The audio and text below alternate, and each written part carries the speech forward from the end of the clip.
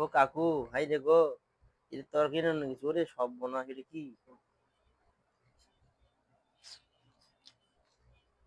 এত স্বাদ কে? পেঁপে এত স্বাদ হবে, বাপরে, সেই স্বাদ, কঠিন স্বাদ,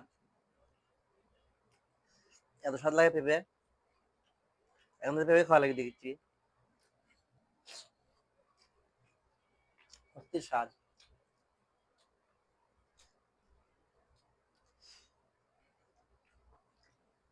সেই স্বাদ।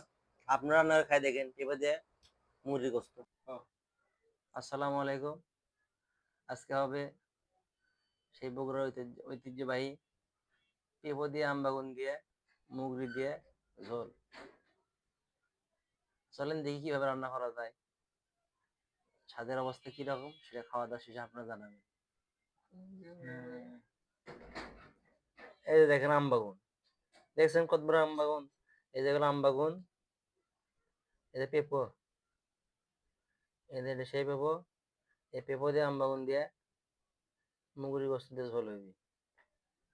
এতদিন দেখালেন আলু দিয়ে ঝোল, আজ খাই পেঁপো দিয়ে ঝোল। এতে পেঁয়াজ আছে, পেঁয়াজ মরিচ, সেই পেঁয়াজ, পেঁয়াজ, এই যে মরিচ, এই যে মুরগি গোস্ত, বিশাল বড় পিস, পিস কি দেখছেন? সেই পিস, বিশাল বড় পিস, এক পিস খাবেন মন ভরে যাবে। এই যে আছে, এই যে আদা রসুন জিরে, সাদা এলাচ, কালো এলাচ, দারচিনি, হলুদ, মরিচের গুঁড়া, এগুলো মিক্সার। আমাদের মিক্সার করা শেষ, এখন আমরা রান্না শুরু করব। প্রথমে চুলের নিচে আগুন জ্বেলে দিই, আগুন জ্বলে গেছে, রূপসাদা সয়াবিন তেল,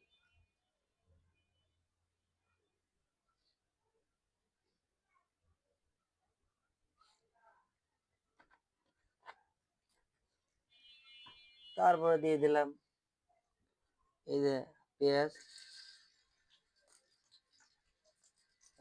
পেঁয়াজ, এই যে মরিচ,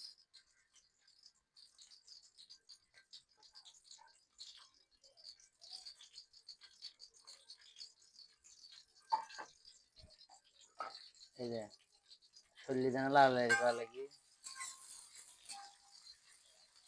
ও বাবা, তেল কমছে, গরম হবে রো।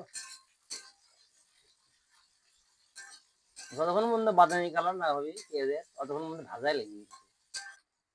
আপনারা কেরা কোনটি থেকে দেখেছেন বারে ভিডিওটা, কমেন্টে জানাবেন।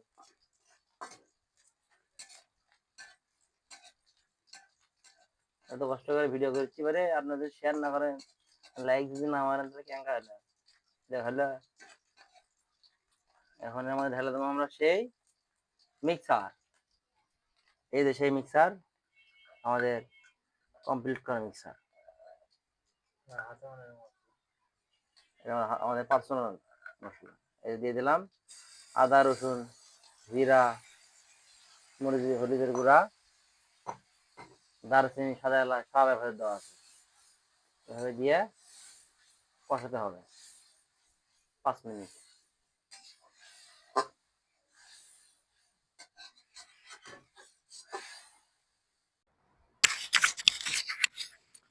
আমাদের কষানো প্রায় শেষ। মশলাগুলো এভাবে যখন লেগে লেগে যাবে কড়াইয়ের সঙ্গে, তখন কষানো শেষ হয়ে গেলে আবার এর ভেতরে মুরগির মাংস দিয়ে দেবে। এই যে মুরগির মাংস দিচ্ছি আমরা এখন।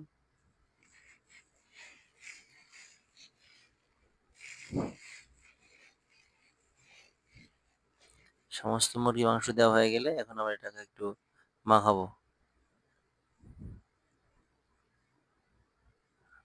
ভালোভাবে মাখাতে হবে যাতে সবগুলো মাংসের গোস্তের সাথে ঝাল মশলাগুলো লেগে যায়।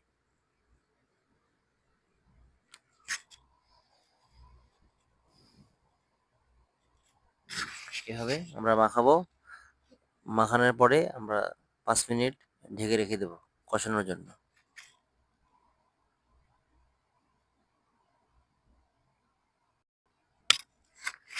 কষানো হয়ে গেলে এতে আমরা টমেটো দেব। টমেটোগুলো পাকা, দেখতে অনেক সুন্দর লাগতেছে। তার সঙ্গে আমরা কাঁচা পেঁপে মিশাবো। পেঁপেটা এভাবে কাটিয়ে নেবেন। এভাবে কাটলে দেখতে সুন্দর লাগে, খেতেও সুন্দর লাগে। এভাবে কাটলে সিদ্ধর পর একদম রসগোল্লার মতো হয়ে যায় আর কি, মুখে দিলে মিলে যাবে।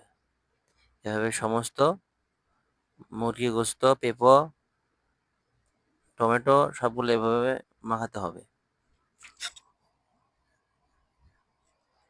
এভাবে সুন্দর করে মাখাবেন যাতে পেঁপে, পেঁপো, আমবাগুন, মুগরির গোস্ত সবগুলো মিশে একাকার হয়ে যায়। সবার সঙ্গে ঝাল লবণ যেন একসমান হয়ে যায়। সুন্দর করে মাখাবেন। এই দেখেন দেখতে কত সুন্দর লাগতেছে, শরীরের সাথে লেগে আছে।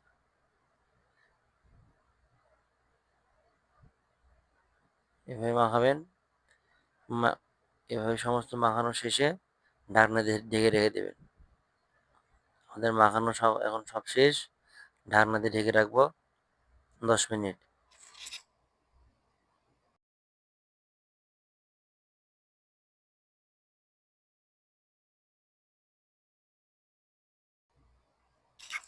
10 মিনিট ঢেকে রাখার পরে এখন এটাকে একটু নাড়াচাড়া দিতে হবে। এভাবে একটু নাড়াচাড়া দিবেন যাতে উপরের গুলো নিচে পড়ে, নিচের গুলো উপরে ওঠে, সবাই সমানভাবে সিদ্ধ হয়।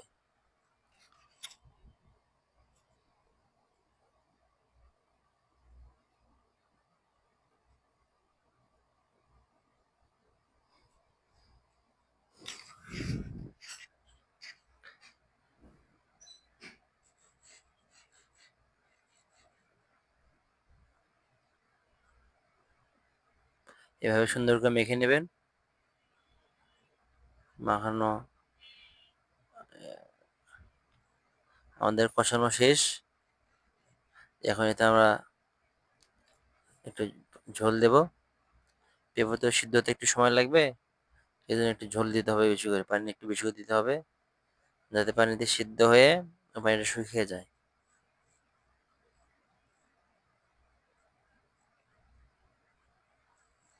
বাস এইটুক হলেই, একটু নাড়াচাড়া দিলেই সবাই মিলিয়ে যাবে।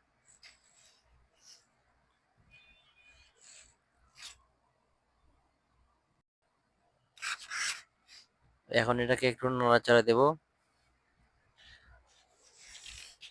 যাতে উপরের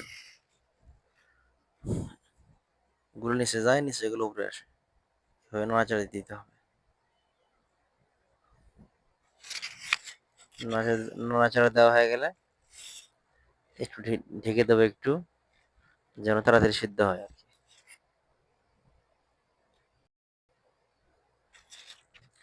আমাদের রান্না প্রায় শেষের ভিতরে। ওই যে অনেক ঝোল শুকিয়ে গিয়েছে, পেঁপে সিদ্ধ হয়েছে খুব ভালো। এই যে ভাত রান্না হয়ে গেছে, ভাত রান্না শেষ, তরকারি রান্নাও শেষ। তরকারির কালারটা কেমন হয়েছে, দেখতে কেমন লাগছে দয়া করে জানাবেন। তরকারির স্বাদটা কেমন হবে জানাবেন। রান্নাটা ভালো লাগলে অবশ্যই কমেন্ট করবেন।